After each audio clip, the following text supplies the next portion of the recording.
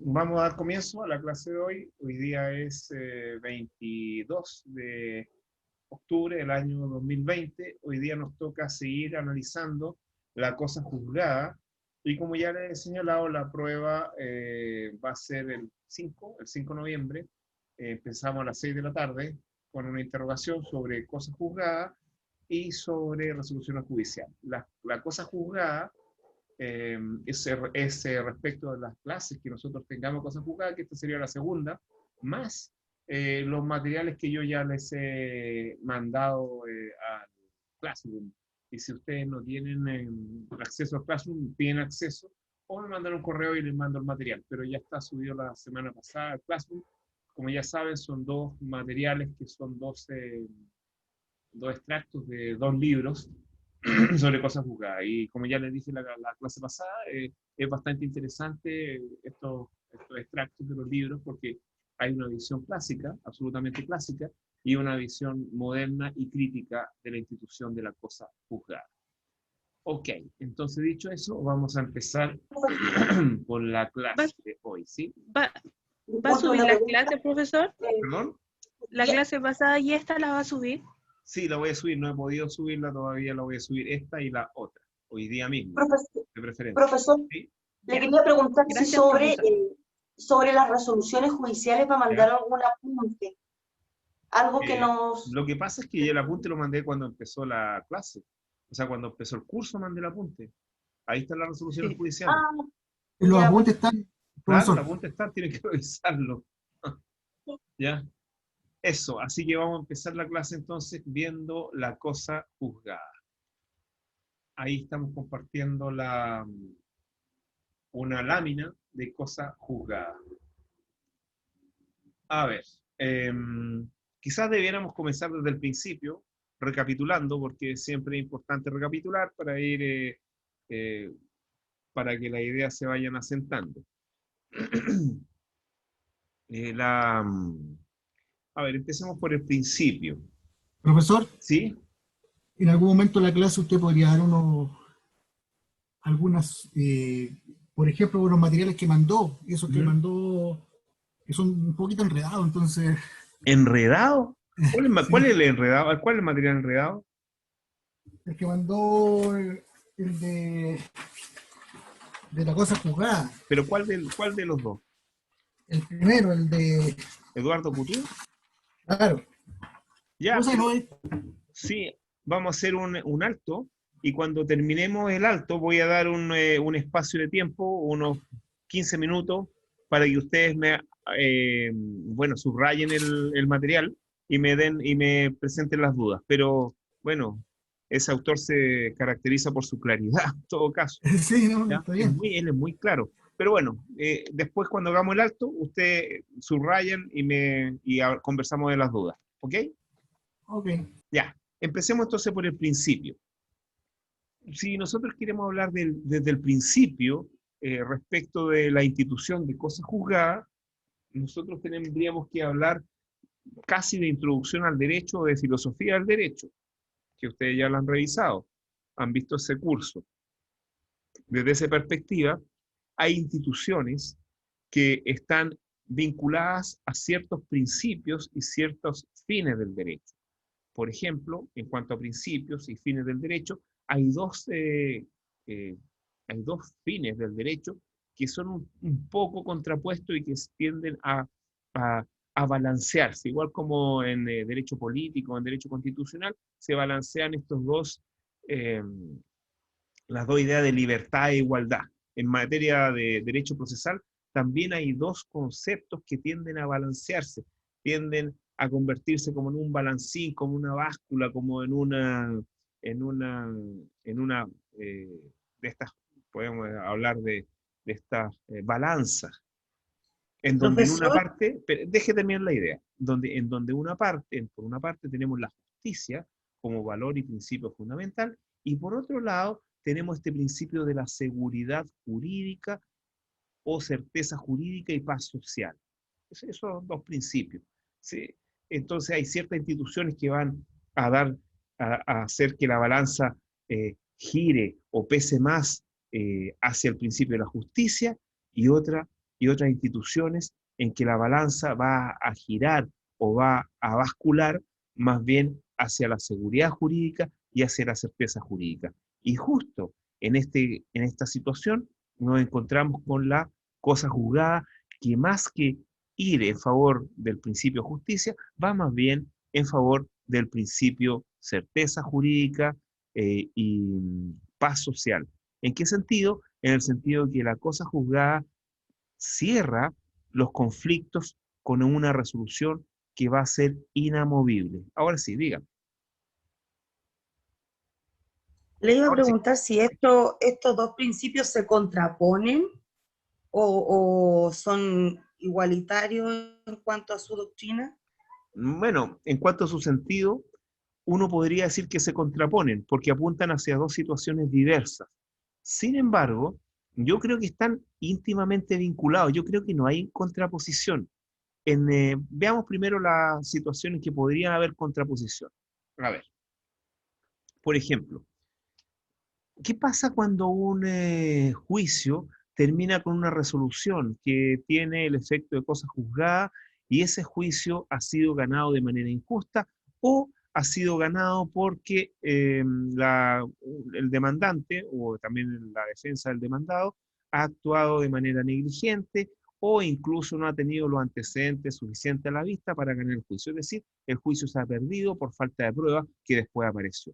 Uno tiende a pensar de que en este sentido la justicia diría que debieran ser aceptadas estas nuevas pruebas, pero todos sabemos que los procedimientos y los procesos tienen etapas en las cuales se puede utilizar de ciertos mecanismos. Entonces, podemos ver que en esa medida tenemos el principio de la justicia, que permitiría que se reabriera el proceso y se pudiera aplicar o ejercer esta nueva prueba. Pero el principio de la certeza jurídica y de la paz social nos dice que en algún momento los juicios o los procesos deben darse por concluidos. Y en ese sentido se podrían contraponer. Sin embargo, lo que yo pienso, lo que yo creo, es que de todas formas la institución de la cosa juzgada es una institución que es justa, porque por muy injusto que sea el resultado ya se produjo y el resultado va a ser inamovible. Es decir, yo no voy a perder más de lo que perdí, o podría ser, yo no voy a ganar más de lo que gané. Y por otra parte, las partes vinculadas al proceso también dan vuelta a la hoja, como muchas veces le digo a los clientes, ¿sabe qué más? De vuelta a la hoja, esto ya se acabó. Y eso también es una situación en cierta medida también de justicia, porque las personas se olvidan de su problema, porque el problema mal o bien fue resuelto. Entonces, en ese sentido, yo veo que también puede ser una institución de justicia. Y si los vinculamos más aún a que ciertas decisiones son dadas por los tribunales superiores de justicia de manera uniforme y todas con efecto de cosa juzgada, bueno, tenemos la situación de justicia que frente a anticipar un conflicto o a tener un conflicto, ya sabemos más o menos cómo eso se va a resolver. Porque en el caso de que la justicia imperara de manera absoluta, nosotros podríamos ver también que no habría una estabilidad en las decisiones, porque muchas veces la justicia puede variar de persona a persona, incluso hasta de tribunal en tribunal. Es decir, si no existiera esta clausura de cosa juzgada, estaríamos absolutamente en la incertidumbre, lo cual también, lo cual también genera una situación de injusticia. Eso, entonces creo que si bien son conceptos que en un primer momento se ven contrapuestos, pareciera que no son tan contrapuestos. En la medida que uno puede anticipar, sobre todo como abogado, puede anticipar el resultado de un conflicto que se puede producir o un conflicto ya producido.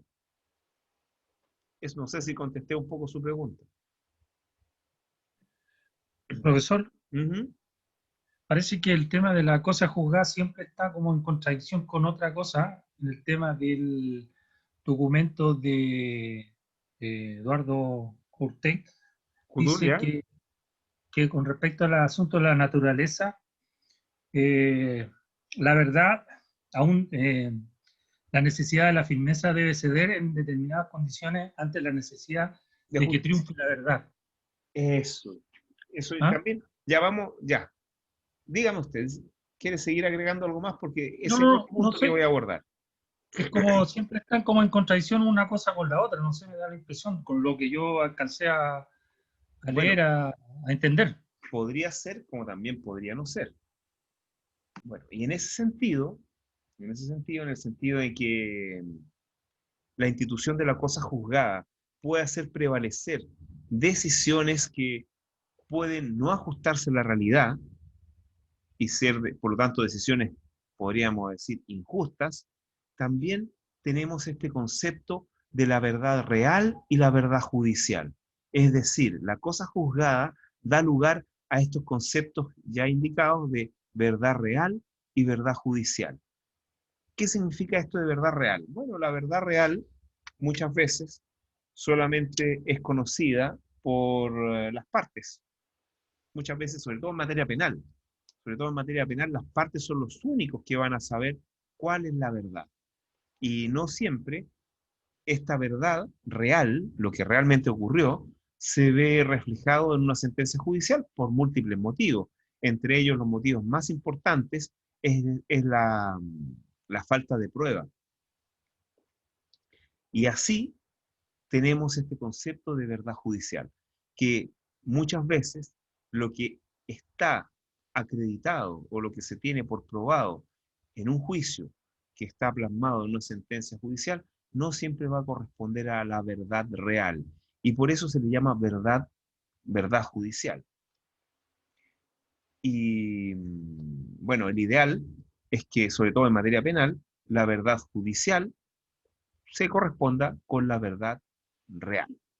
Bueno, dicho eso, dicho todo lo que ya he mencionado, podemos indicar que el concepto de cosa juzgada, como se lo había dicho en la clase pasada, es un concepto relativamente nuevo, es un concepto en cierta medida dogmático que ha debido tener bastantes acomodos a lo largo del siglo XIX, del siglo XX y para qué decir el siglo XXI, y se han creado categorías de cosas juzgadas que vamos a revisar y determinadas materias vinculadas a la cosa juzgada o problemas que puede generar la cosa juzgada.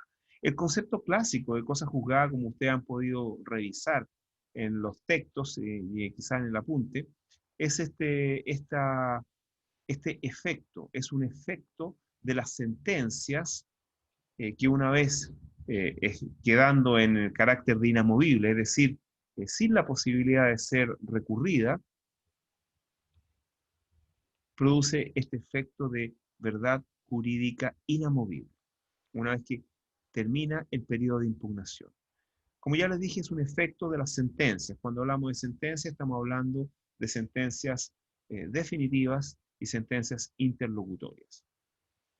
En segundo lugar, bueno, y esto también está plasmado en nuestro Código de Procedimiento Civil, en el artículo 175 que revisamos la clase pasada.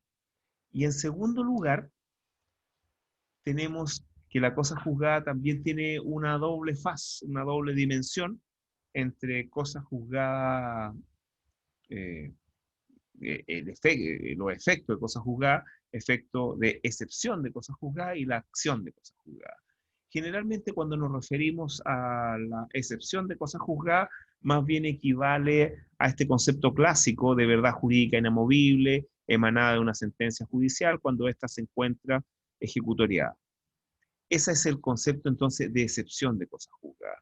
Y también la clase pasada hablamos que la propia Constitución política establece en el artículo 76 que este efecto de cosa juzgada que solamente se produce a través de un proceso y como un resultado de la labor de los tribunales superiores de justicia principalmente, no puede ser afectada por ningún órgano del Estado, por ninguno de los otros poderes del Estado, ni el Ejecutivo, ni el poder legislativo puede revivir procesos fenecidos como lo dice la Constitución. Entonces, aquí tenemos la culminación de la actividad jurisdiccional. Esa entonces sería la excepción de cosa juzgada, que está íntimamente vinculado entonces a este principio de certeza y paz social. Pero por otro lado tenemos la otra faz, la faz de la acción de cosa juzgada. Y la acción de cosa juzgada está vinculada, si bien también está vinculada a la paz social y la seguridad jurídica, está también íntimamente vinculada al fin jurídico, al fin del derecho, que es la justicia. ¿En qué medida? En la medida que la acción de cosa juzgada, su objetivo es que lo resuelto por una sentencia que se encuentra en estado de ejecutoriado pueda ser cumplido. Y pensando desde el punto de vista de la justicia, bueno, ¿qué más justo que lo que ha sido resuelto por un juez pueda ser ejecutoriado, pueda ser cumplido, pueda ser ejecutado? Realmente no se cumpliría con la función jurisdiccional, ni tampoco se cumpliría con la justicia si es que no pudiera ejecutarse lo fallado en un proceso, obviamente. Y desde esa perspectiva hay varias instituciones y varios principios que juegan a favor de la ejecución. En este sentido, obviamente es un principio de debido proceso que lo resuelto pueda ser ejecutoriado. Desde el punto de vista constitucional incluso, es un componente del Estado de Derecho que las resoluciones de los tribunales de justicia no solamente sean respetadas, sino que también sean ejecutadas. ¿Alguna duda hasta el momento? ¿Algún comentario? Profesor, Sí. disculpe, o sea, a pretexto de nada, un juez podría proseguir un juicio luego que se encuentre ejecutoriada la sentencia de término. Cuando usted habla de sentencia de término, está hablando de una sentencia que ha puesto fin a la última de las instancias. Exactamente, porque Porque cuando usted está hablando de una sentencia de término, no está ejecutoriada todavía. La sentencia de término no está ejecutoriada. ¿Ah? Procede otro profesor, pero por recurso eso le digo, más. Ya, pero una hablemos de una sentencia sentencia ejecutoriada. ¿Ya? ¿A eso se está refiriendo una sentencia ejecutoriada? que, mire, a ver, aló, perdón. ¿Sí? Aló, Dígame. sí, ya. No, mire, pasa lo siguiente. ¿Y por qué le pregunto esto? A ver. Porque hay un juicio en el 9º Juzgado Civil de Santiago, que Ya, fue por una acción real de desposeimiento hipotecario. ya. La Corte de Apelaciones falló la sentencia, Ujú, revocó el fallo de primera instancia y dijo ya, que se accedía al desposeimiento hipotecario respecto del predio por el cual se ejerció la acción. ya, Luego se efectuó el remate del inmueble y luego pidieron liquidación del crédito ya. y luego el demandante vendió sus derechos litigiosos Ujú, y luego el tribunal prosigue la ejecución. ya. Entonces, yo creo que ahí hay un deshacimiento por parte del tribunal, más aún cuando al momento que el abogado demandante, nuevo, con su nueva sesión de crédito de derecho litigioso, dijo que, o sea, presentó su nueva creencia y el tribunal dijo, por encontrarse efectuado el desposeimiento, objeto de la presente acción, ocúrrase por la vía procesal que corresponda. Ah, bueno. Luego, Ya. luego este abogado, bajo disimulo, presenta las bases del remate de Ya, otro inmueble que embargó en el mismo ya. juicio tiempo atrás, y ahora se está prosiguiendo la ejecución respecto de otro inmueble que nada tiene que ver con el desposeimiento. Ujú. Y a mí lo que me llama la atención es que los abogados de esta gente nada dijeron. Por eso le Bueno, pregunto. a ver, ya, ya te está hablando de una situación en la cual usted estima de que si bien hay una resolución que produce cosas juzgadas, lo encuentra injusto. Es que si el Tribunal de Alzada, mediante una interlocutoria que confirmó, dijo que ese juicio se encontraba afinado por haberse efectuado el desposeimiento objeto de la acción, o sea, Ya. ¿cómo el tribunal la prosigue? Entonces, yo eso tengo la duda. ¿Cómo lo habrá hecho por equivocación el tribunal? Porque, por ejemplo, si no se dio cuenta, el abogado de la parte que está siendo afectada, ¿podría seguirse adelante el juicio? Aquí hay varios términos y conceptos que usted está aplicando que no son parte de este curso y que implican conocimiento de cursos posteriores. Y hay cosas que no hemos pasado. Por ejemplo, cuando usted habla de deshacimiento, usted está hablando de otro efecto de las sentencias que se produce cuando es notificada una sentencia a cualquiera de las partes. Y eso significa que el juez que dictó la resolución judicial, en este caso la sentencia, no puede modificarlo. Eso es deshacimiento, que lo vamos a ver más adelante.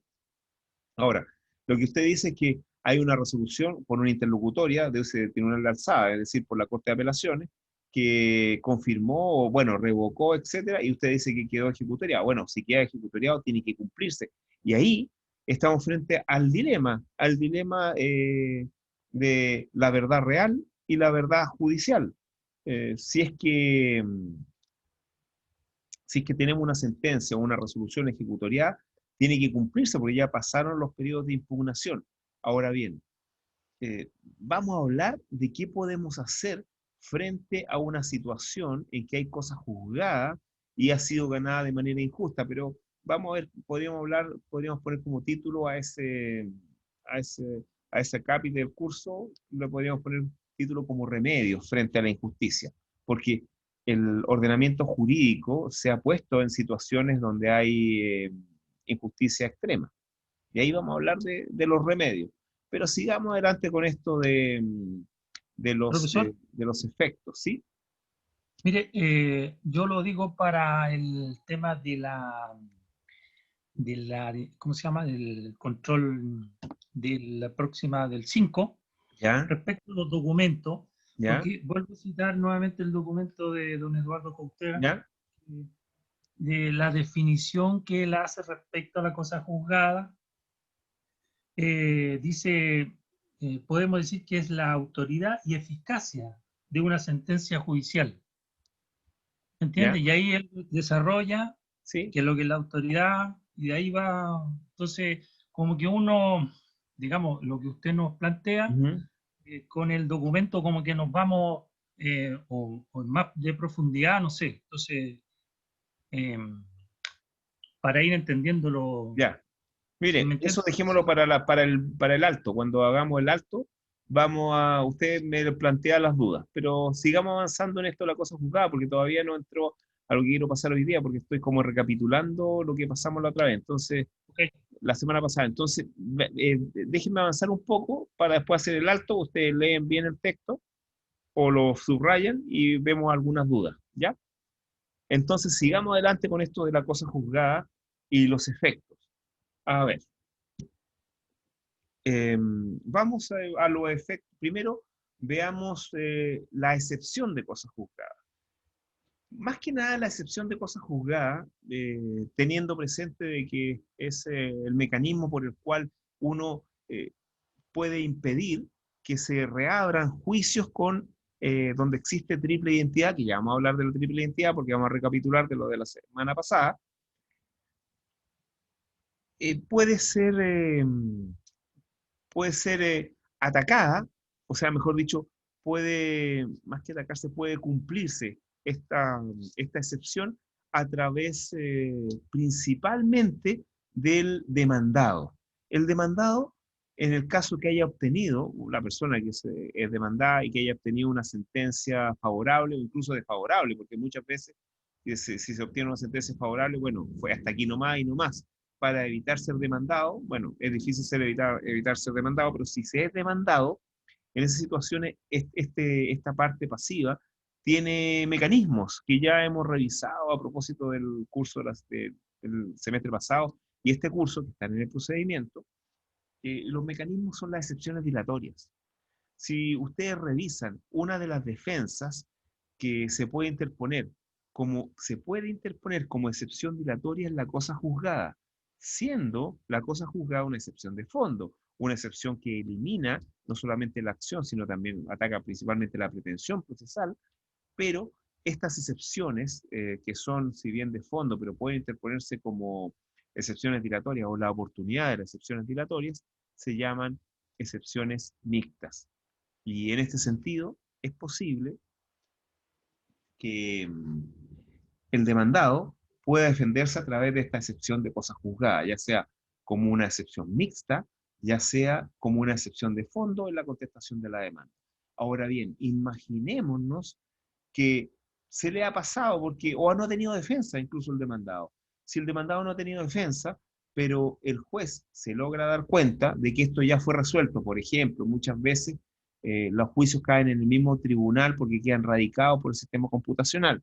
Si se logra dar cuenta, o incluso si es que posterior a la etapa de contestación de la demanda, el demandado pudiere contratar a un abogado y defenderse a través de una excepción, esta excepción de cosa juzgada, bueno, también la excepción de cosa juzgada tiene la característica de ser anómala, es decir, se puede interponer hasta la citación previa sentencia en primera instancia y hasta ante la vista de la causa en segunda. Es decir, incluso podría llegar a la etapa de recurso, el recurso de apelación, e interponer esta excepción de cosa juzgada.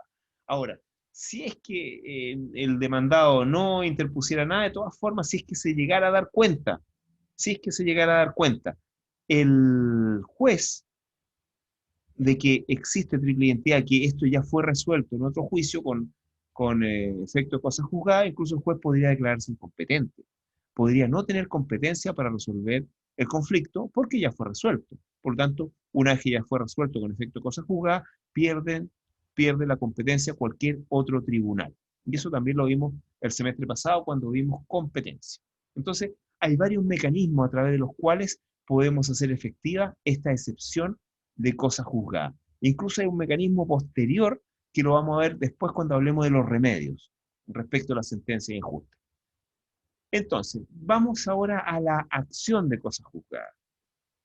Respecto de la acción de cosa juzgada, bueno, es el cumplimiento de lo resuelto por un tribunal, ya sea a través de una sentencia interlocutoria, ya sea a través de una sentencia definitiva, en la cual ya ha terminado el periodo de impugnación. En estos casos, la ley, por lo menos la ley civil, nos da dos fórmulas para cumplir lo resuelto por un juez, y con efecto cosa juzgada. La primera fórmula es el denominado cumplimiento incidental de las sentencias.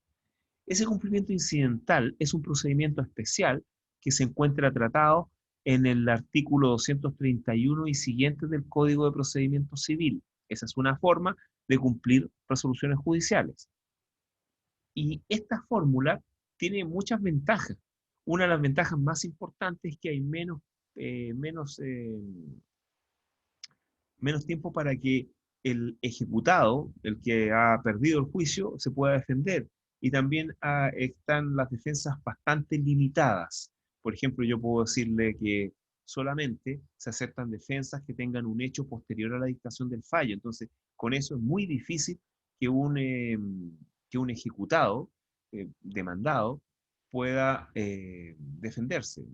Están bastante limitadas. De hecho, la fórmula que más se utiliza para cumplir resoluciones judiciales, sentencias definitivas e interlocutorias, es el cumplimiento incidental que se hace ante el mismo tribunal que dictó la sentencia. Eso se llama cumplimiento, entonces, incidental.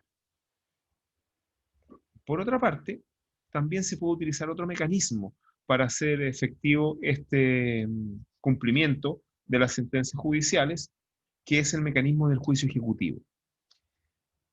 Y en este sentido, lo que se hace es tener como antecedente de la ejecución para iniciar un proceso en donde solamente se van a discutir las defensas que tenga el ejecutado, que en este caso el demandado toma el nombre de ejecutado, y si no hay defensa, solamente se procede a ejecutar la sentencia.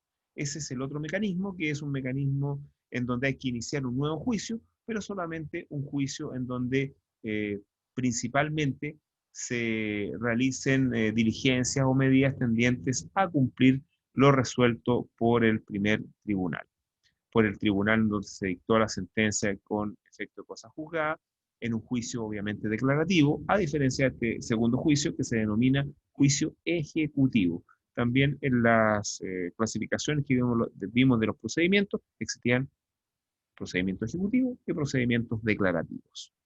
Ok. Ahora bien, lo otro que vimos en la clase pasada fueron los límites de la cosa juzgada, y respecto de eso vimos la ley, ¿no?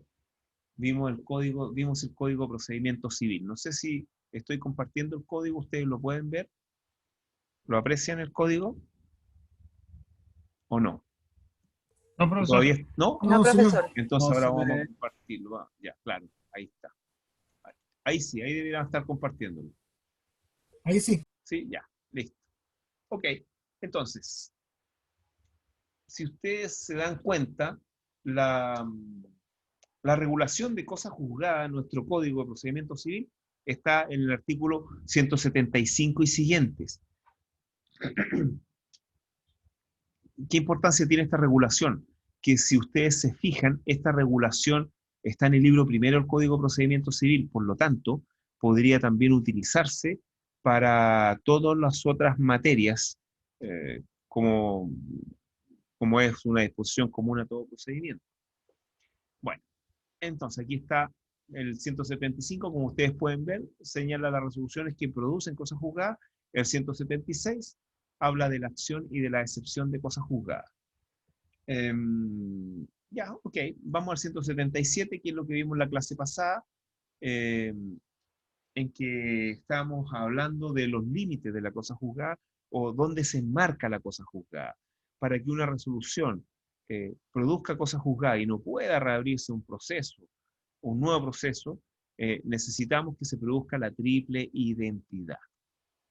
Y esta triple identidad, que opera, como ya les dije aquí, respecto a la excepción de cosas juzgadas, esta triple identidad tiene que ver entonces con la identidad legal de las personas, la identidad de la cosa pedida y la identidad de la causa de pedido.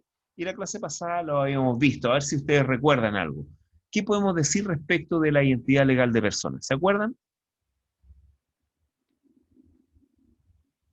Yo le había hecho, de hecho, en la clase pasada, la siguiente pregunta, yo le había dicho que, yo le había dicho desde cuándo o qué necesito para ser parte de un juicio. Eso le había preguntado. Y le habían apuntado en la respuesta. A ver, ¿qué necesitamos para ser parte, para tener esta identidad legal de persona? ¿Capacidad de goce, profesor? La capacidad de goce. Efectivamente, capacidad de goce. Si tenemos, ¿y cuándo se adquiere la capacidad de goce? Desde que se es persona y se separa desde la madre con el corte del cordón umbilical y se sostiene. Y vive un momento siquiera.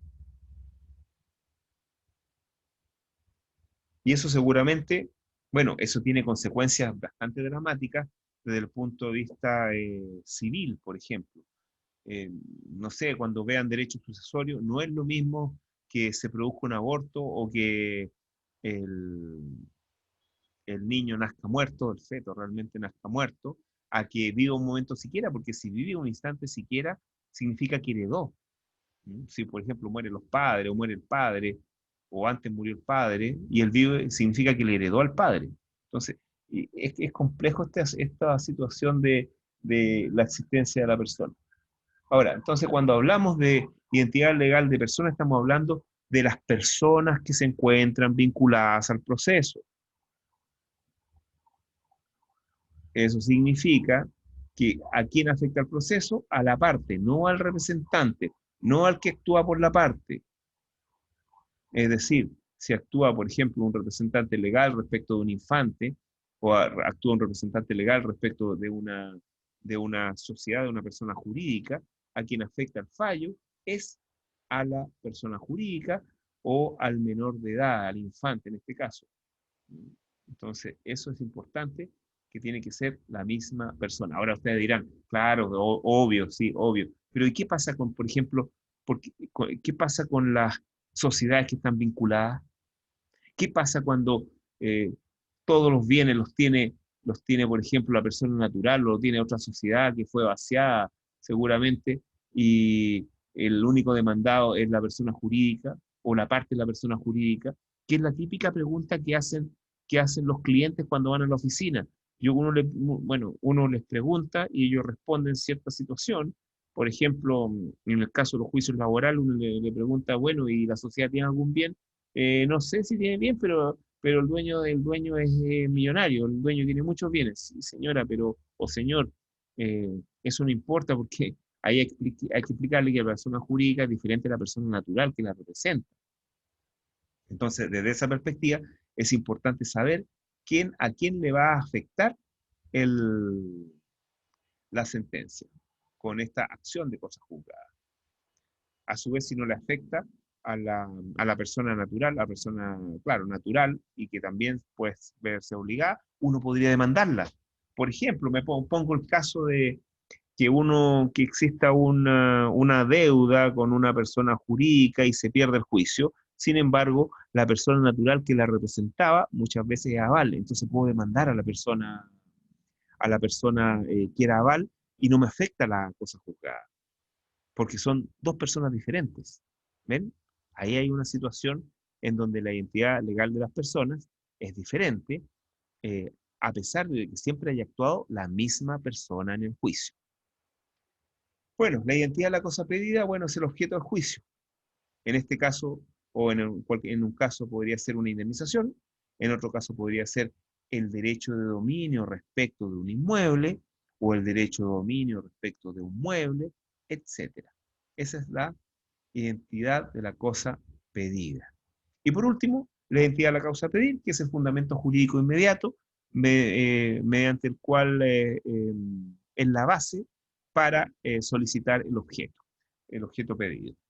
Yo le había puesto el caso de un inmueble, en que el objeto pedido es el derecho de propiedad, de dominio sobre un inmueble, y la causa de pedir, el fundamento de mi acción, de mi pretensión realmente, va a ser que yo lo adquirí con un justo título, con el modo de adquirir. Ese es mi fundamento. ¿Por qué? Porque lo adquirí mediante un contrato de compraventa, pagué el precio, etc. ¿Ven? También habíamos hablado y en este aspecto, y esto es muy importante, cuando hablamos de la triple identidad, esta triple identidad tiene que producirse sine qua non, es decir, todas las condiciones copulativamente para impedir una futura demanda, para impedir una reiteración de juicio. Si es que cualquiera de estos elementos no se produce, yo puedo volver a demandar. Esto tiene que quedar absolutamente claro. La triple identidad debe producirse sine qua non, es decir, estos tres requisitos son copulativos. Si es que yo reclamo otro fundamento jurídico respecto a un juicio que he perdido, por ejemplo, no sé, yo soy dueño porque lo compré y después digo yo soy dueño porque lo adquirí por sucesión por causa de muerte, puedo volver a demandar. ¿Queda claro eso? Porque es esencial. ¿Sí? ¿O no? Me queda claro, profe. Ya. Para terminar con esto de la triple identidad respecto a la cosa juzgada, voy a recapitular lo que dijimos Disculpe. respecto. ¿Sí? Profe, Dígame. disculpe, dentro de lo que usted exponía de la triple identidad con respecto a lo que es la pretensión o lo que se demanda, o lo que se pide, por ejemplo, en la demanda, tiene que ser, por ejemplo, ligadamente, o sea, estrictamente en el fondo la misma causal para que se cumpla la triple identidad, o es que, no sé, puede hacer una derivada de la primera causa. A ver, seamos más exactos. A ver, tenemos triple identidad. ¿A qué elemento de la triple identidad usted se refiere? Ahí está, lo tiene en la pantalla. Porque la triple identidad dice que me refiero a la causa de pedir. Lo que Ya, pasa es que causa las pedir, ya, partes, ok. lo que es las partes, por ejemplo, claro, Se le fue la señal. ¿ahora sí, profe? Ahora volvió, ya. Ahora se fue de nuevo. Sí, no, lo que le Ya. consultaba porque, por ejemplo, a mí me ha tocado ver en causas laborales ¿Ya? que, claro, a veces el tema de la causa a pedir, en estricto rigor no es la misma. Existen a lo mejor diferencias con respecto al fondo de qué es lo que se está alegando, pero siempre se alega inmediatamente que ya hay sentencia dictada al respecto, por lo tanto no se debiese tomar en cuenta tal o cual causa pedir. Pero como que Entonces, por eso le ¿cuál consultaba es el si en caso? estricto rigor tiene que ser estrictamente la misma causa. Claro, Mire, lo que pasa es que, a ver, es un poco largo, pero en sí era un tema de una demanda laboral donde habían unos problemas de vulneración de derechos fundamentales ¿ya?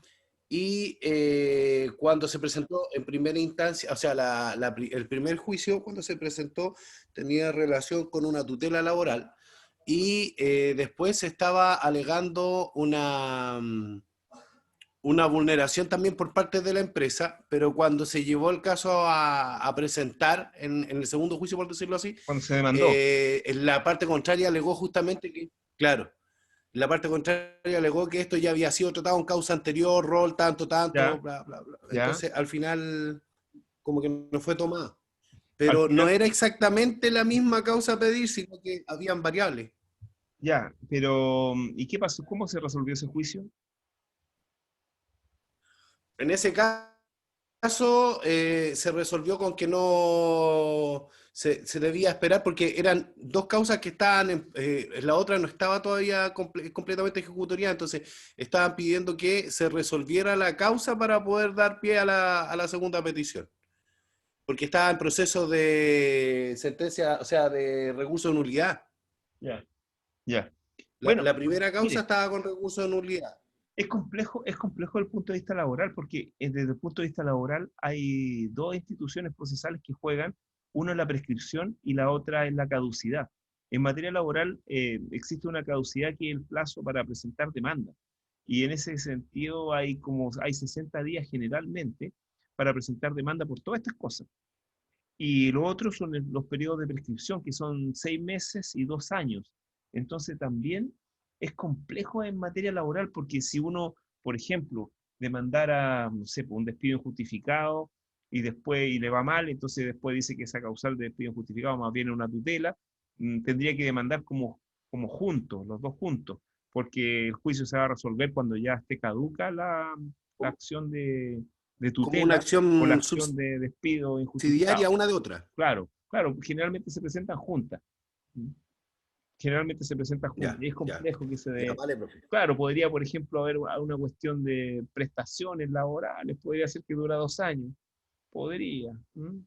Pero bueno, sigamos avanzando en esto. Profesor, ¿Sí? Vale, ¿podría profe. usted dar, si es posible, otro ejemplo respecto a cuando se cumple la triple identidad? Cuando se cumple, cuando no se cumple. ¿Cuándo se cumple o cuando no se cumple? No sé, para que Ah, quede más mire. claro. Bueno, di dos ejemplos. El primer ejemplo es que imaginémonos que demandamos una sociedad. ¿Y quién actúa por la sociedad? Siempre la persona es X. X actúa por la sociedad. ¿Y a quién van a absolver? A X. O perdón, ¿a quién van a absolver? A la sociedad Y. Perdí el juicio. Yo como demandante perdí el juicio. Pero resulta que puedo demandar a X. ¿Por qué puedo demandar a X? Porque a lo mejor X era codeudor solidario. ¿Ven? Y en ese aspecto, yo puedo volver a hacer el mismo juicio. Yo puedo hacer el mismo juicio ahora contra X, que es persona natural, porque no se cumple la triple identidad. Porque ¿quién era el que estaba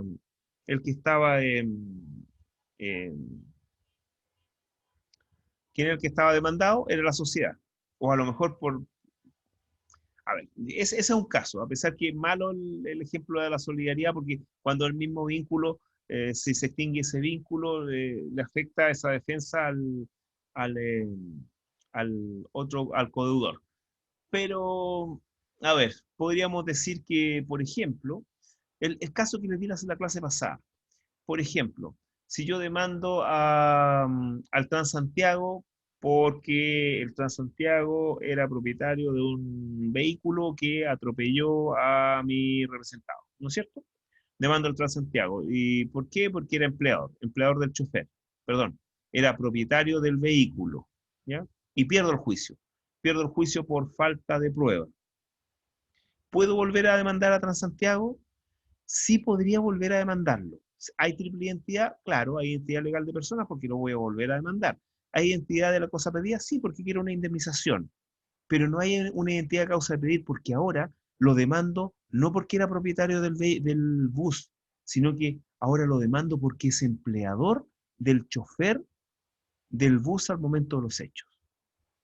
¿Ven? No se da la triple identidad porque hay una causa de pedir diferente. Pero todo lo demás es igual. Ahí sí. O sea, puedo, por ejemplo, otro ejemplo, yo demando a una persona por estafa, pero pierdo el Ya, juicio. ya. ¿Lo puedo volver a demandar por robo? Es que ya. Es que ahí tenemos que meternos en lo que íbamos a volver a ver, pero antes de eso, les voy a poner otro ejemplo que es mejor. A ver, que es el mismo ejemplo suyo en todo caso. Si yo demando a una persona, porque ustedes saben, bueno, no han llegado hasta ese punto de la carrera, pero hay delitos civiles también. ¿Qué es lo que es un delito civil? Bueno, es un acto que es realizado con la intención de producir daño a otra persona, con la intención de producir daño. Por ejemplo, eh, a ver, eh, si yo le sustraigo,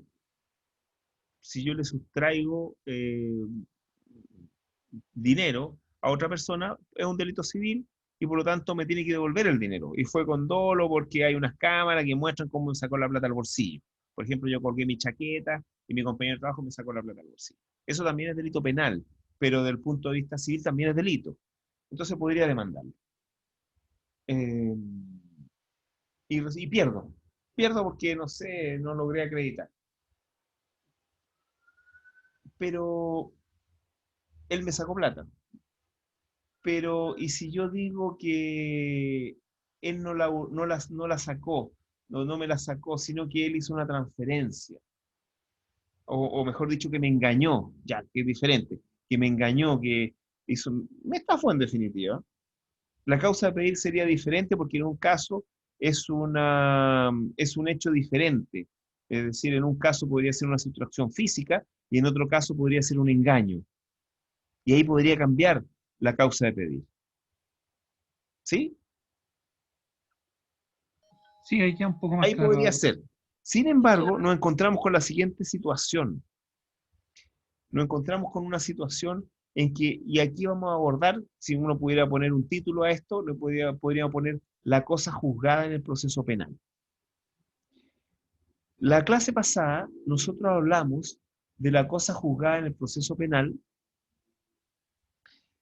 en que el artículo 1, me parece el Código Procesal Penal, establecía que, me parece que el artículo 2, bueno, ahí está en la clase. Establecía, a ver, vamos a citarlo, vamos a buscarlo al tiro, para que vamos directamente a la norma. Profesor, ese es el artículo 1, inciso segundo, Sí, parece que el 1 y el segundo, lo vamos a citar inmediatamente. que dice que la persona condenada, absuelta o sobreseída definitivamente por sentencia ejecutoria no podrá ser sometida a un nuevo procedimiento penal por el mismo hecho. Por el mismo hecho, efectivamente. Efectivamente, acá está. Vamos a compartirlo. Me parece que es esta. Sí, ahí está. Eso es. ¿Esa? ¿Lo están viendo? Sí. Ya. Entonces, el inciso segundo del artículo primero del Código Procesal Penal indica que una persona condenada, absuelta o sobreseída, que son diversas formas de que una persona sea declarada inocente, no puede ser sometida a un nuevo proceso por el mismo hecho. ¿Qué significa esto? Significa lo siguiente. Significa que en materia procesal penal, si nosotros pudiéramos volver acá, nos rige esto. Significa que en materia procesal penal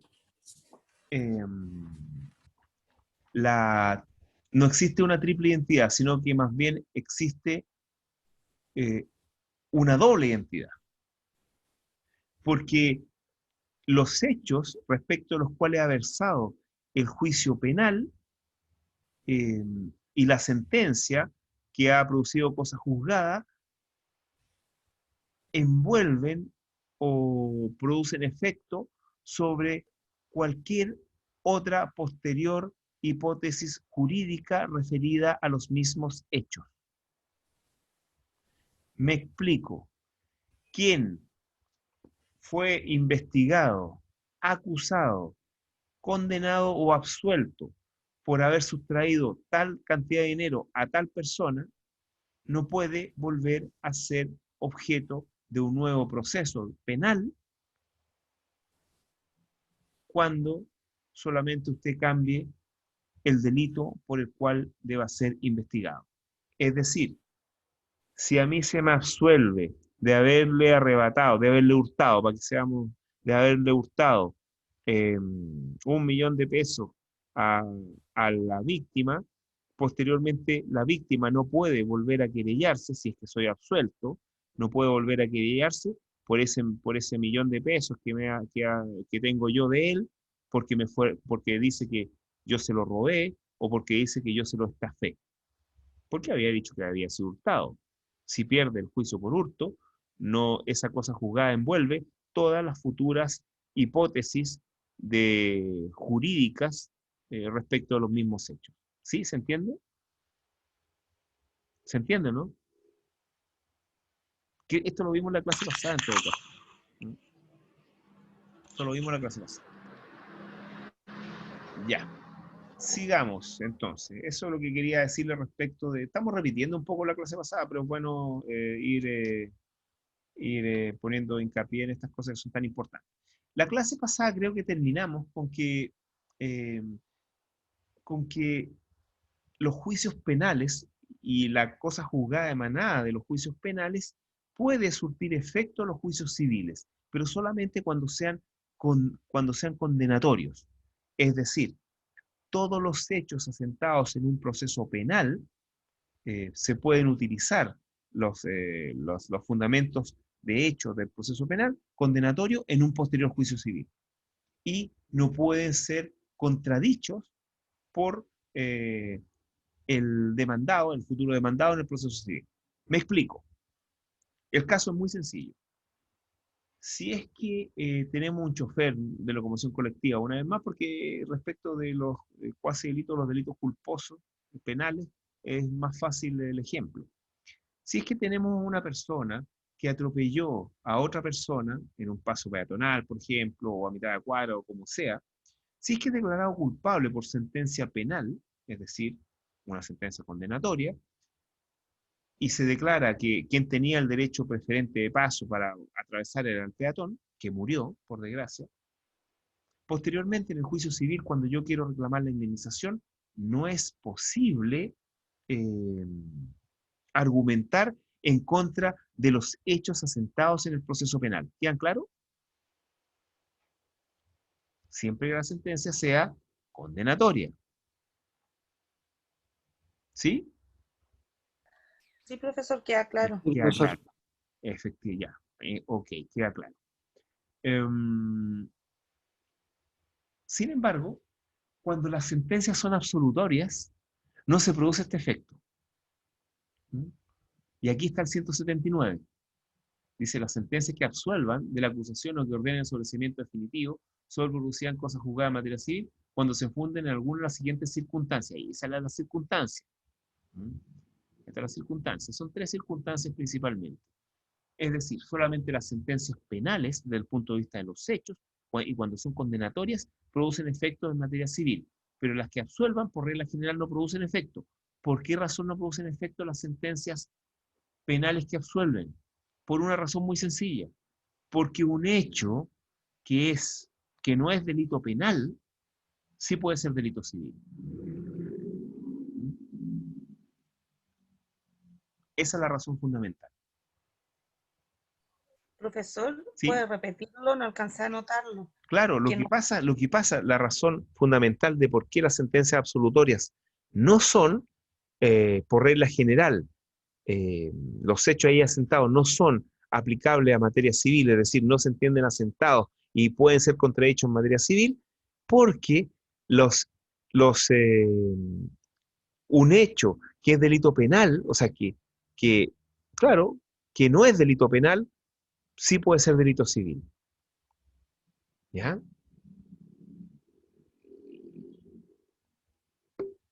Por esa razón, si una persona suelta cierto hecho porque no es delito, obviamente sí puede ser condenado por el mismo hecho porque sí es delito civil.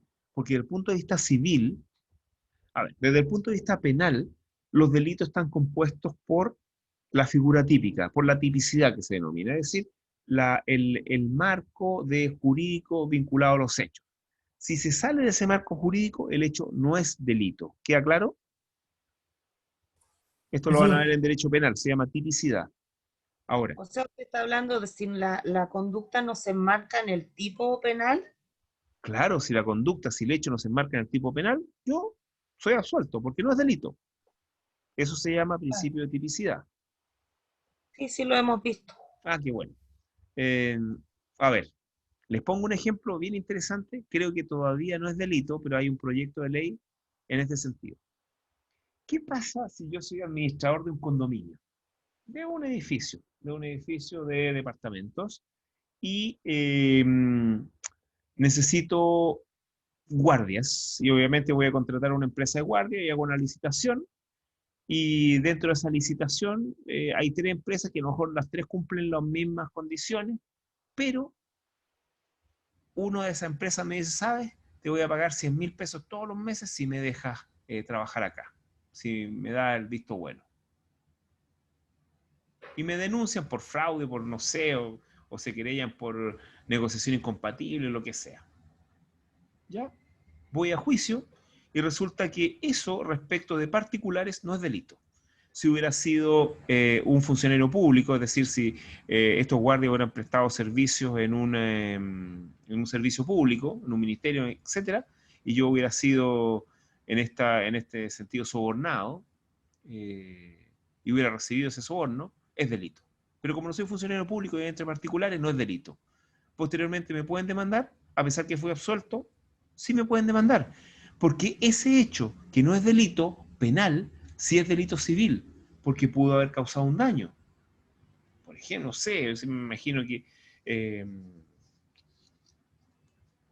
quizás el servicio, por ejemplo, estos guardias no tenían OS10, el curso que lo habilita. Y a lo mejor le pasaron una multa a la comunidad, etcétera. Entonces, en ese sentido, me podrían demandar.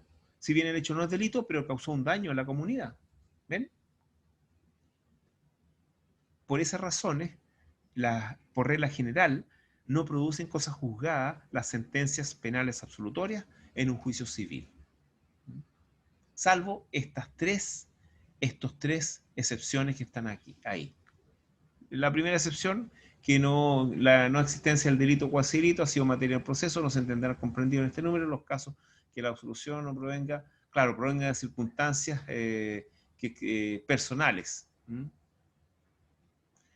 O sea, mejor dicho, circunstancias de exhibición de responsabilidad criminal. Por ejemplo, si el imputado está loco de mente. Obviamente, de todas formas, puede ser responsable civilmente, pero quizás no penalmente, porque la imputabilidad penal es diferente a la imputabilidad civil, por ejemplo.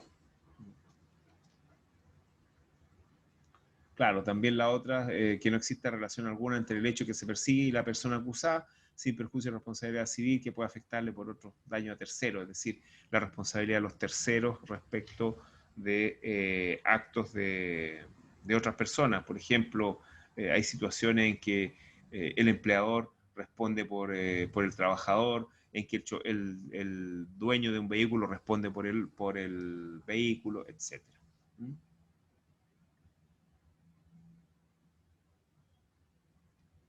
Claro, y lo último es que hay personas que no intervinieron en el juicio penal.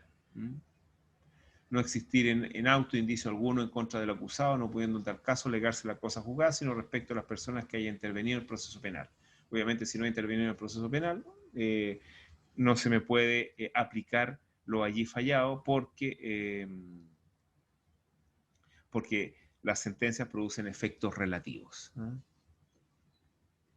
Eso. Ya. Yo creo que vamos a quedar hasta acá. Hasta acá vamos a dar 15 minutos porque ya tenemos una hora 20 Profesor, de clase, sí. ¿le puedo hacer una consulta Pero antes? claro, Referente a cuando es condenatorio en el área penal. ya. Por ejemplo, cuando se pone una querella penal por falso testimonio o por haber atentado contra la moral o la honra de una persona, y Ya, es condenado en el área penal, ya, pero condenado a lo mejor a cumplir una prisión nocturna ya. O o trabajo a comunitario. excusarse. Claro, Ya. pero la persona persigue que sea indemnizado económicamente. ¿Él puede seguir esto en el ámbito civil? Por supuesto. Sí, De hecho, eso podríamos decir que ese es un tema que se ve en procesal penal, que es la acción civil en el proceso penal. Uno tiene dos opciones generalmente, bueno, siempre realmente tiene dos opciones cuando uno se enfrenta a una persona que ha cometido un delito. Generalmente los delitos producen consecuencias civiles. Entonces uno tiene dos opciones. La primera es ejercer la acción civil en el proceso penal. Y la segunda es ejercer la acción civil en el proceso civil. Yo recomiendo ejercer la acción civil en el proceso civil por dos razones. La primera, que los jueces con competencia penal no están muy especializados en materias civiles y las indemnizaciones que ellos van a dar también son bastante exiguas. Y en tercer lugar, no están interesados en la acción civil, por lo tanto siempre la acción civil tiene muchas limitaciones para ser presentada en materia procesal penal. Es muy complejo demandar civilmente en un proceso penal.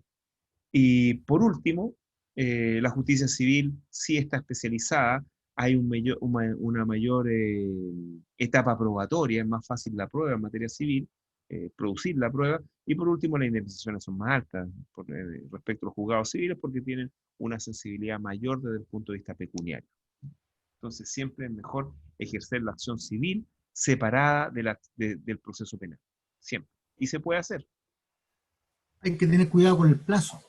Claro, Son 4 efectivamente hay años, que ¿no? tener cuidado con los plazos de prescripción, efectivamente, pero para eso existen normas en el Código Procesal Penal que igual, aunque esté prescrito, hayan pasado los 4 años, si usted ejerció, usted puede interrumpir la prescripción civil ejerciendo actividad en el proceso penal, que eso está en el artículo 60 y 59 y siguientes del Código Procesal Penal. Que esa es la acción civil Profesor, del proceso penal. Sí. y referente a lo mismo, cuando esto se produce, por ejemplo, en el área laboral, entre trabajadores, Ujú. ¿esta querella también puede corresponder al área civil o debe verse solamente en los tribunales laborales? Eso es interesante, porque había una duda de competencia hace algunos años respecto de los delitos, respecto de los accidentes del trabajo. Si los accidentes del trabajo podían ser conocidos por la justicia civil. Y según las reglas del Código del Trabajo, solamente pueden ser conocidos los accidentes del trabajo. Cuando hablo de accidentes del trabajo, estoy hablando de accidentes que se producen dentro del trabajo o a propósito del trabajo, fundamentalmente, en donde es demandado el empleador.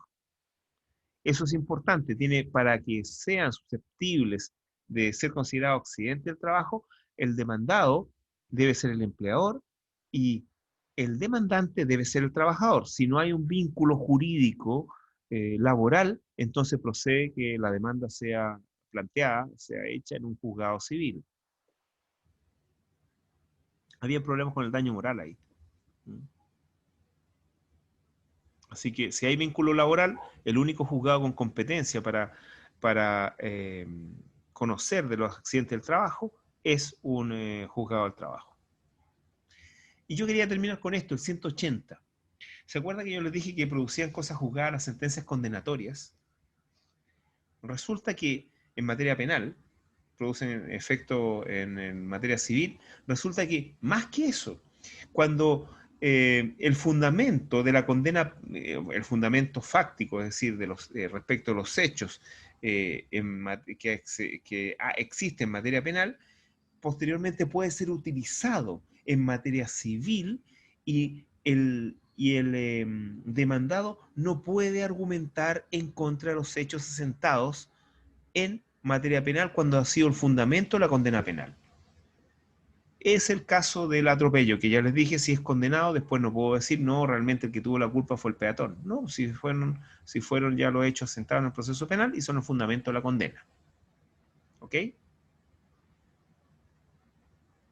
¿Sí? Sí, señor. Les voy a, cuando vamos a dar 15 minutos y cuando empecemos, les voy a mostrar un escrito en donde se contestó, en donde se trató de hacer esto, ¿ah? En un juicio civil se trató de impugnar lo que se había resuelto en el juicio penal, ¿ok? Entonces vamos a dar 15 minutos a contar de ahora. De ahora, ya. 15 minutos. Ya, nos vemos en 15 minutos con sus dudas. Ya, ¿Ya? Ya. Sí se ve, profesor. Se ve el Sí, escrito. señor. ¿Se acuerdan que estábamos hablando de la cosa juzgada en materia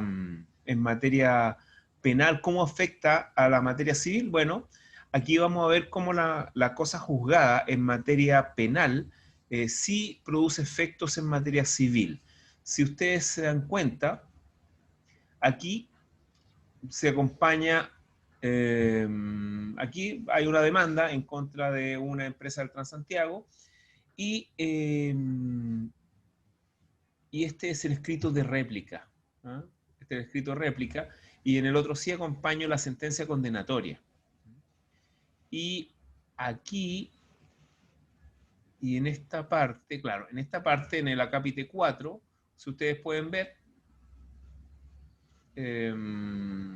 bueno, estoy contestando lo que dice estoy haciendo las observaciones, lo que dice la parte demandada. Y aquí pongo, señalo lo que indica los artículos 178 y 180, que a ser condenado al conductor que manejaba el bus de propiedad de la demandada, indicada en el epígrafe 1 de este escrito, como se ha dicho, la controversia jurídica solo tendrá que ver con la acreditación y valoración del daño.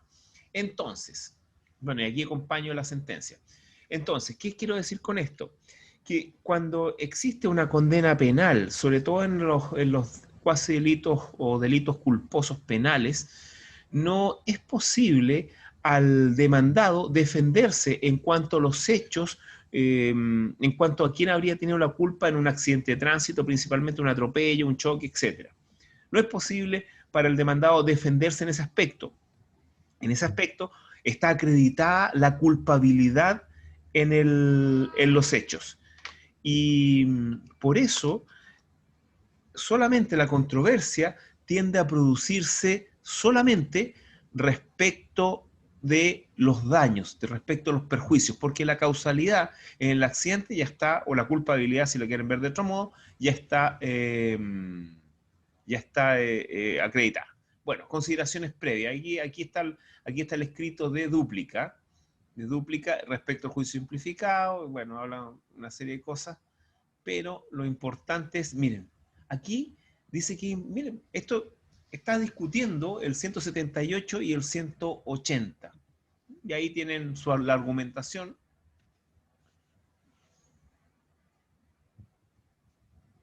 La argumentación que da principalmente el abogado demandado es que como esto fue objeto de un juicio simplificado con aceptación de responsabilidad, realmente nunca se habría producido un juicio donde se acreditó verdaderamente la responsabilidad.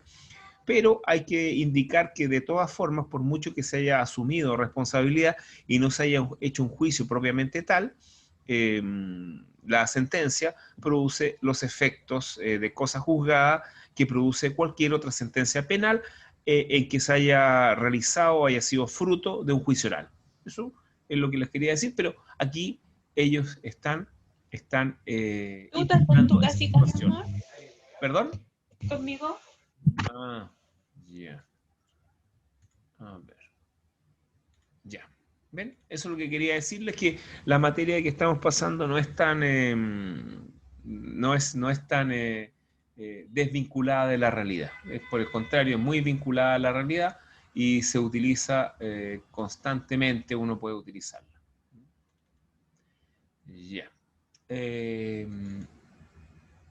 A ver.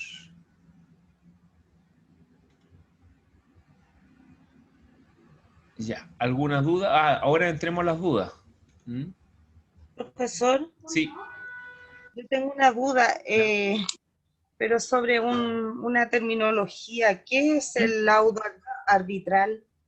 Ah, miren, lo que pasa es que en materia de los juicios arbitrales, el laudo arbitral, bueno, se le denomina a la sentencia. También en derecho internacional también hay laudo arbitral a la sentencia. Es que como hacía una comparación aquí en el texto Ujú. acerca decía, pero en tanto la sentencia Pero tiene su atributo, revisemos el texto, a ver. Eso vamos a hacer, vamos a revisar el texto yo que lo iba tengo a leer acá. la parte donde Ya, sale. aquí estamos. Dígame, Esta es la página 327, ya, 320, ahí está, en la ya, cosa juzgada como ya, autoridad. ya. ¿Es Ahí, ahí? sí, al Ya. final sale el laudo arbitral. Entonces como que hace una comparación entre Espere, el ¿dónde? laudo La arbitral y autoridad de la cosa juzgada, después calidad de tributo propio, ¿eso? Eso sí, 327. Autoridad de la cosa juzgada es, pues, calidad, atributo propio del fallo que emana de un órgano jurisdiccional cuando ha adquirido ese carácter definitivo. En ese sentido, es bien perceptible la diferencia entre la sentencia judicial y el laudo arbitral. Ambos pueden ser igualmente eficaces, pero en tanto la sentencia tiene un atributo de autoridad, el imperium, y el laudo... Claro, efectivamente. Es cuando, ¿se acuerdan cuando vimos la cosa juzgada, perdón, cuando vimos la jurisdicción? Los momentos jurisdiccionales, ¿se acuerdan que vinculado a los momentos jurisdiccionales habíamos dicho que todos los jueces tienen imperio, es decir, todos los jueces tienen ese poder para hacer cumplir sus resoluciones judiciales mediante la fuerza? ¿Se acuerdan de eso? ¿Del imperio de los jueces? ¿No? Bueno, sí, profesor, resulta algo que me acuerdo. hay algunos jueces, cuando vimos la materia de jueces, hay algunos jueces que no tienen imperio y que tienen que recurrir a la justicia ordinaria para solicitar el imperio, es decir, para que se cumpla mediante la fuerza la sentencia judicial, como son los jueces árbitros, a través de los laudos arbitrales, que los laudos arbitrales son las sentencias dictadas por los jueces árbitros. Y no se pueden cumplir directamente, sino que hay que acudir a la justicia ordinaria. Eso. Ya. ¿Qué otra duda tienen respecto de este texto?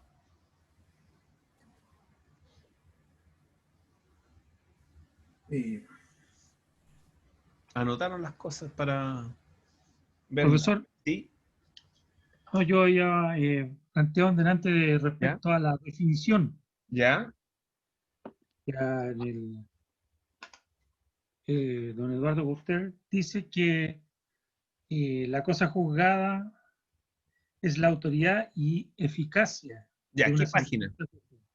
En la 326, último párrafo. 326, ¿ya? Último. A ver, veamos. El último párrafo, en ninguno de esos idiomas, ¿no? Ah, ¿Dónde está? ¿Qué párrafo sería? al final de la 326, el final de la hoja 326. Tratando, pues, de definir el concepto jurídico de cosa juzgada. Claro. Luego, ¿eso? Sí. Podemos luego de tantas advertencias preliminares, podemos decir que es la autoridad eficacia de una sentencia judicial cuando no existen contra ella medios de impugnación que permitan modificarla. ¿Eso? No, es la definición que él hace. ¿Dónde? ¿Acá? Tratando pues de definir el Sí, concepto jurídico ya. de cosa juzgada, luego de tantas advertencias preliminares podemos decir que es la autoridad y eficacia de una sentencia judicial. Claro.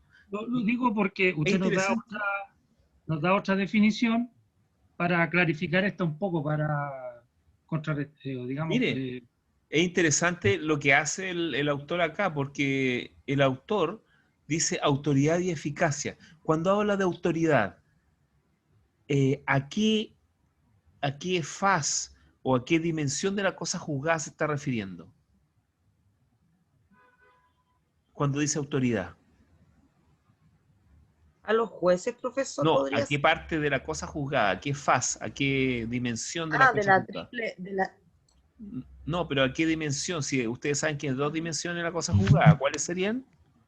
Los efectos de ella, digamos. La acción ¿Y la excepción? ¿A qué se está refiriendo? Como una tribu. Cuando habla de autoridad de cosa juzgada. La acción. ¿A qué se está refiriendo?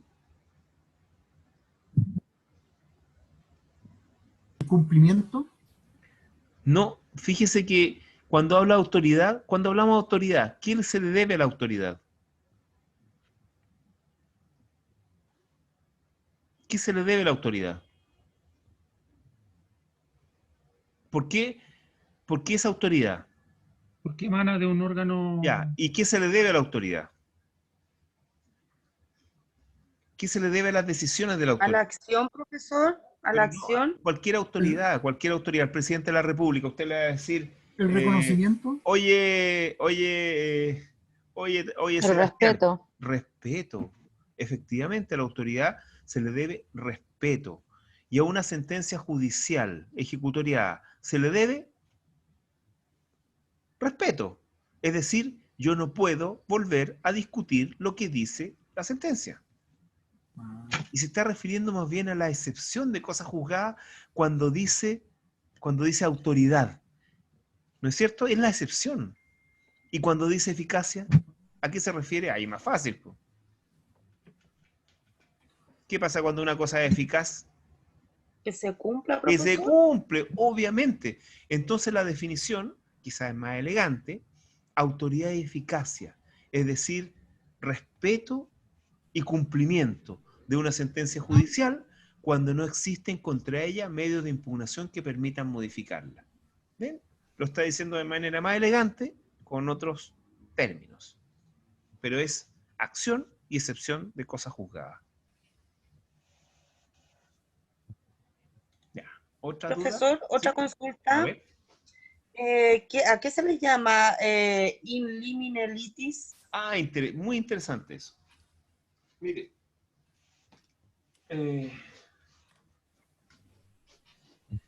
ustedes saben que uno de los principales aportes del Imperio Romano a nuestra sociedad occidental es, digamos, el principal. ¿Cuál es el principal aporte del Imperio de Roma a Occidente? ¿El Código Civil, las leyes, profesor? Pero más amplio, sí, más amplio todavía que eso. El derecho. El derecho es el principal, yo diría el principal componente. Bueno, hay tantas cosas, realmente todo viene de ahí, de la época clásica, todo.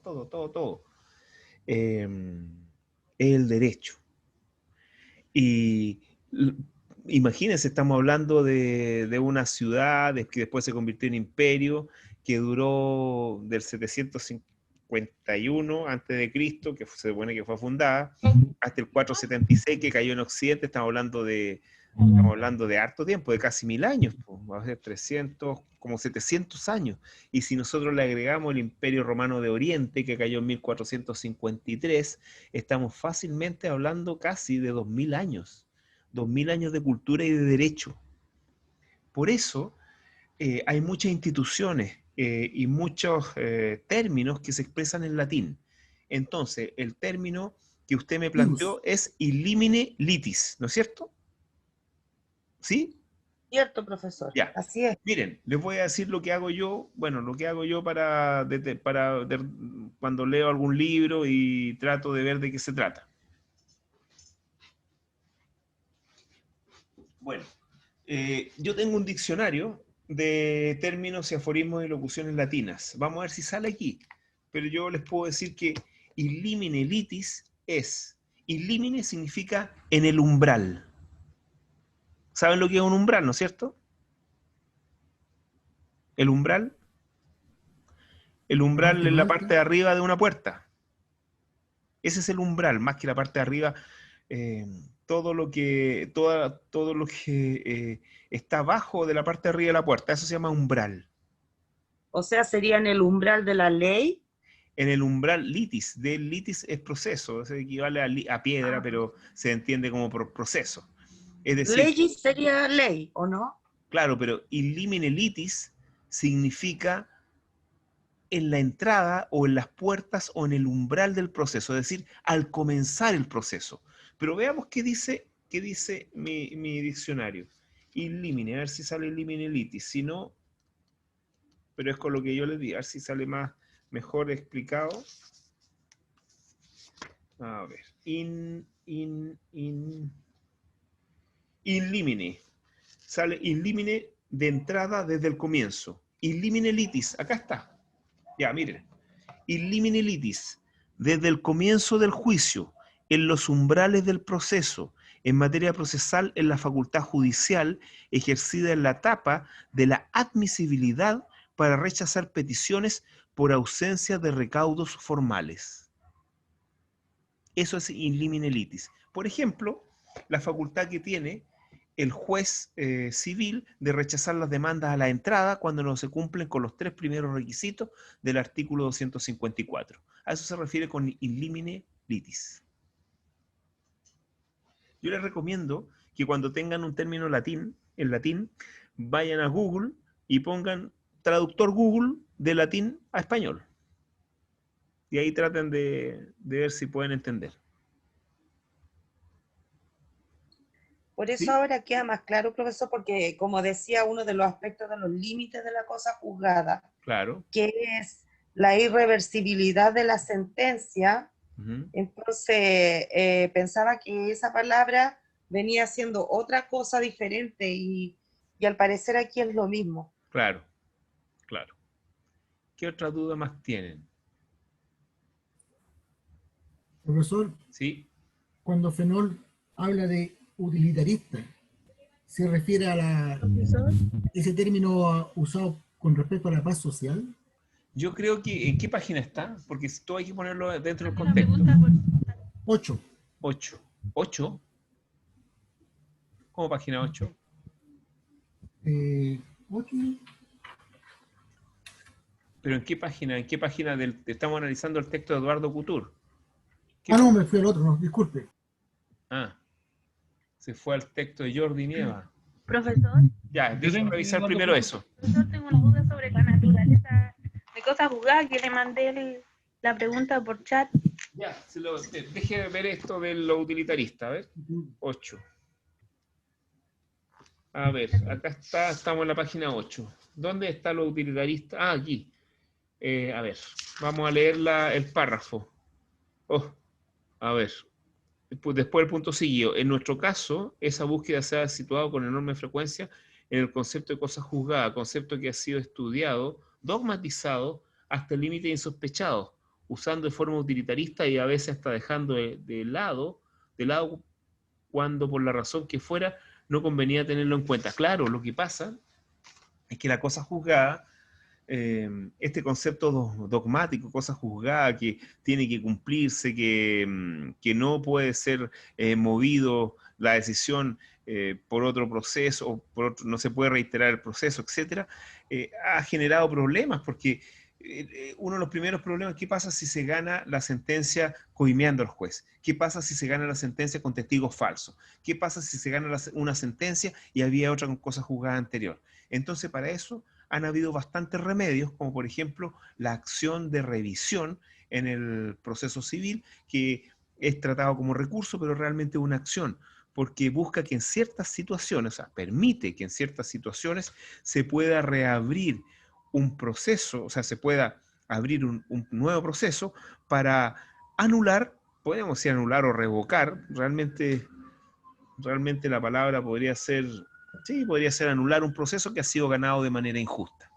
Y eso es lo que se conoce como recurso de revisión, cuyas causales están en el artículo 810 del Código de Procedimiento Civil. Pero más bien es una acción, porque lo que se abre es otro proceso para anular lo que ha sido ganado de manera injusta.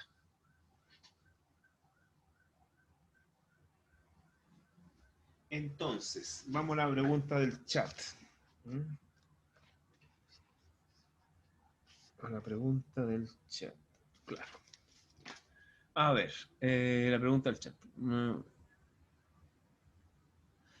¿Puede darnos su definición, su naturaleza? ¿Cómo la naturaleza o la definición de cosa juzgada? Señorita Mabel.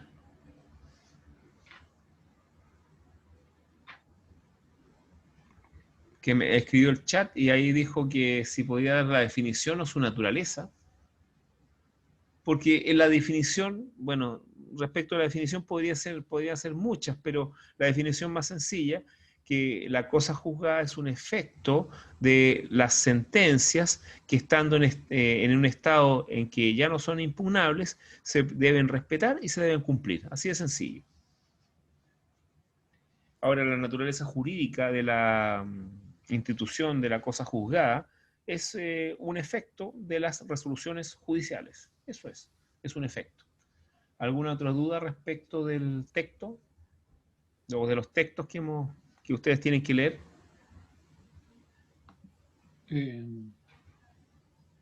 Yo tengo esta de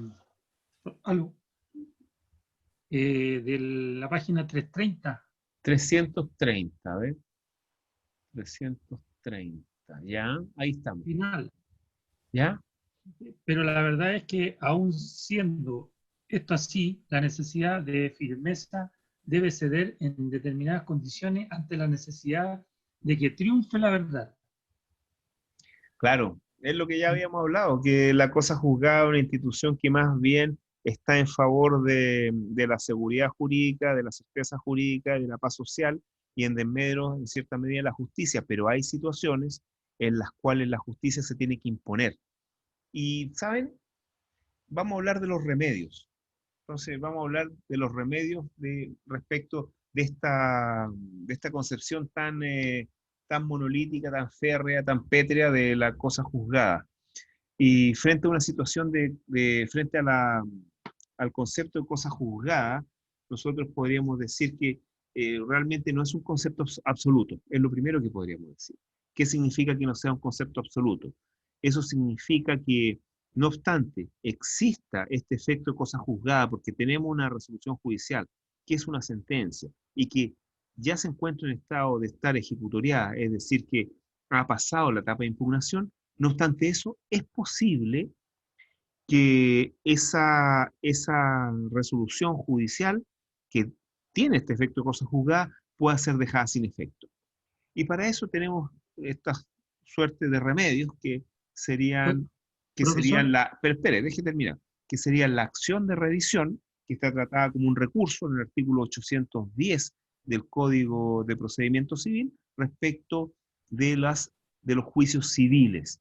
Y en materia procesal penal está tratado a propósito de la acción de revisión, y en materia procesal penal aquí sí que no hay ningún límite, es decir, en cualquier momento las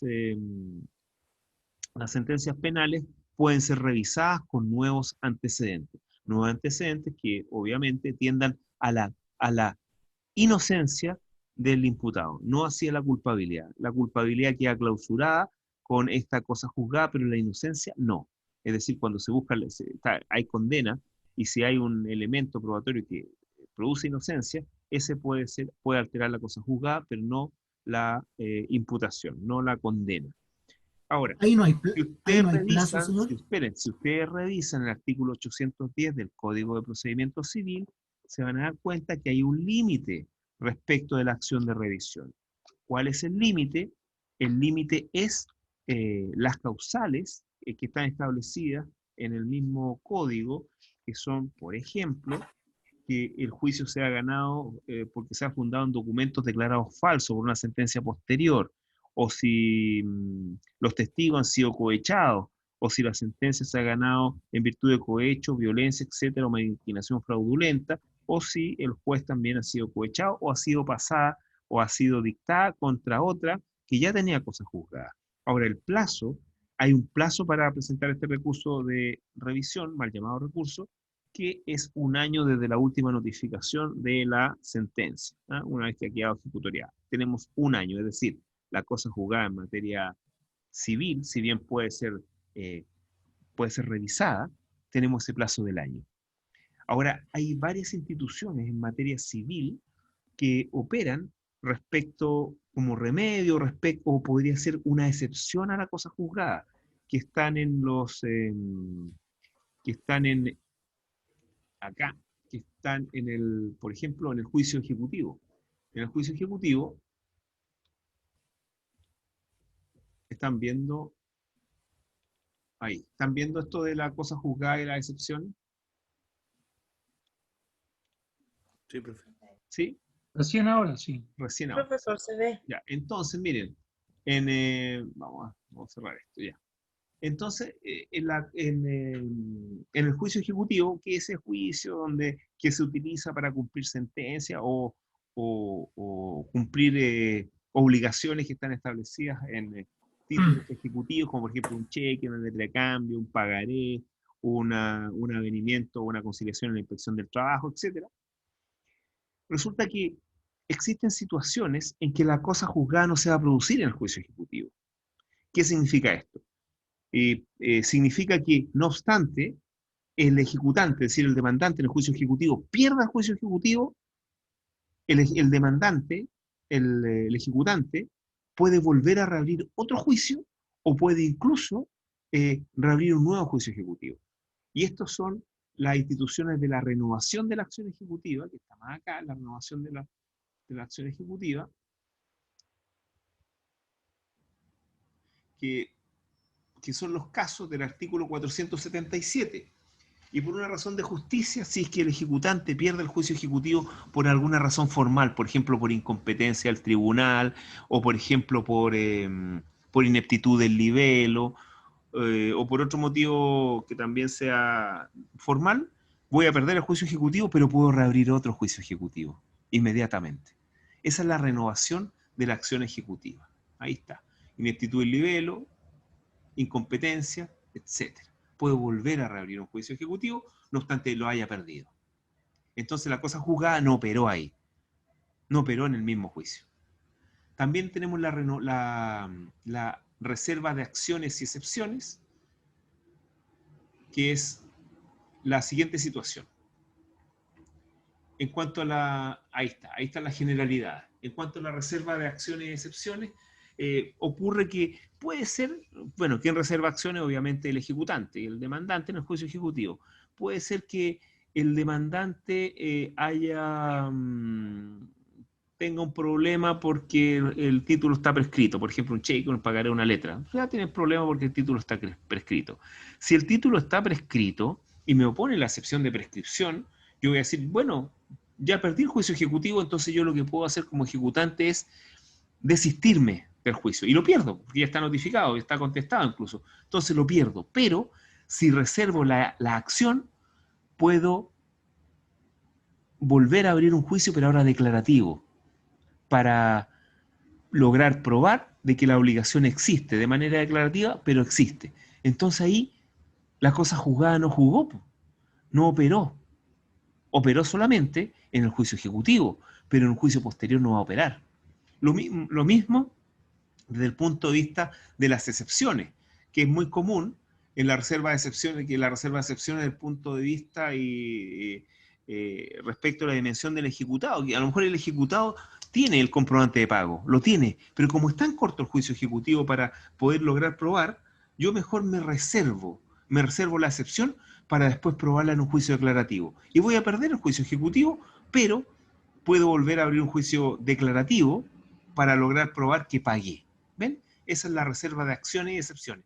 Y esto que yo le estoy mencionando se denomina técnicamente, porque hubo que ponerle un nombre, hubo que encajar la cosa juzgada con ciertas clasificaciones. Se crearon clasificaciones que son las siguientes.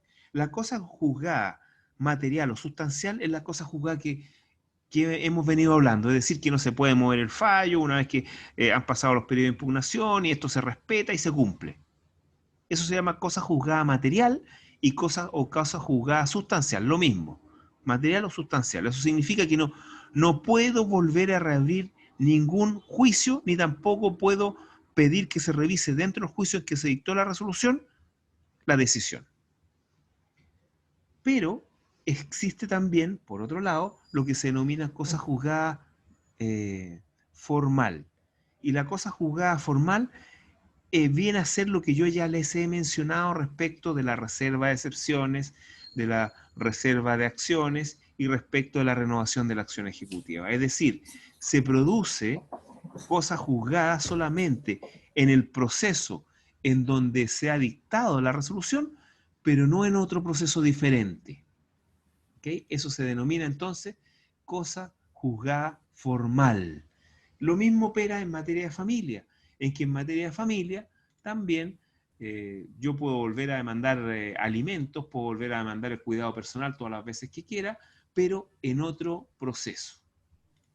En otro proceso diferente, pero sí operó la cosa juzgada dentro del proceso en que se dictó la sentencia definitiva y que a lo mejor me concedió o a lo mejor me rechazó mi demanda. Pero yo puedo volver a abrir otro proceso y me puede ir de manera diferente según si han cambiado o no las circunstancias. Si han cambiado las circunstancias, me va a ir bien.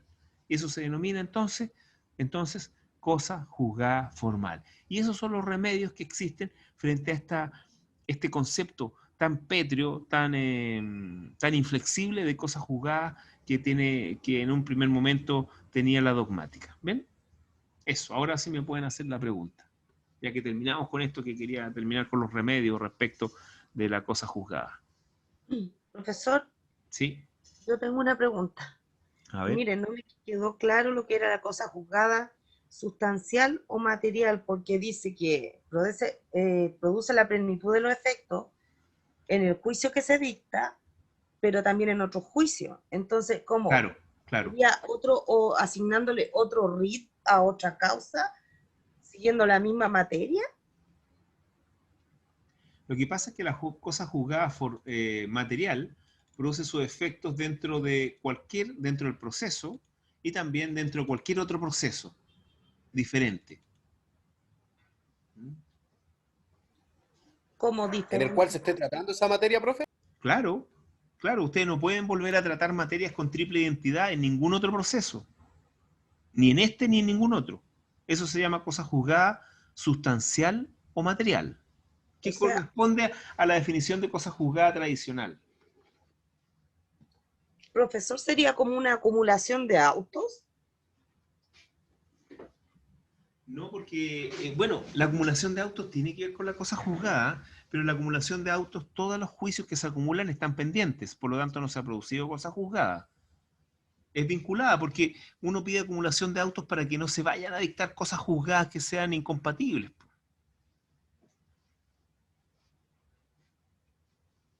Sí, está vinculado, pero no es lo mismo. Es como en los casos en que esa cosa juzgada esté relacionada con otro proceso, ¿correcto? Con otro proceso o con el mismo proceso. Me explico, porque en materia procesal penal es muy fácil explicar esta situación. Imaginémonos que cualquier persona es condenada, es absuelta de un homicidio. ¿Ya? Es absuelta. ¿Está claro? ¿Sí? ¿Ya? Y pasan los plazos de impugnación o la impugnación se realiza y el fallo queda ejecutoriado. Ese fallo produce cosa juzgada sustancial o material. ¿Por qué? Porque no se puede, en ese mismo proceso que ya está afinado, terminado, con cosa juzgada, no se puede volver a discutir la absolución. Y tampoco se puede discutir la absolución, es decir, discutir en el sentido de condenar en un juicio diverso. ¿Ven? En materia procesal penal, tratándose de la absolución, la sentencia se produce cosa juzgada material o sustancial.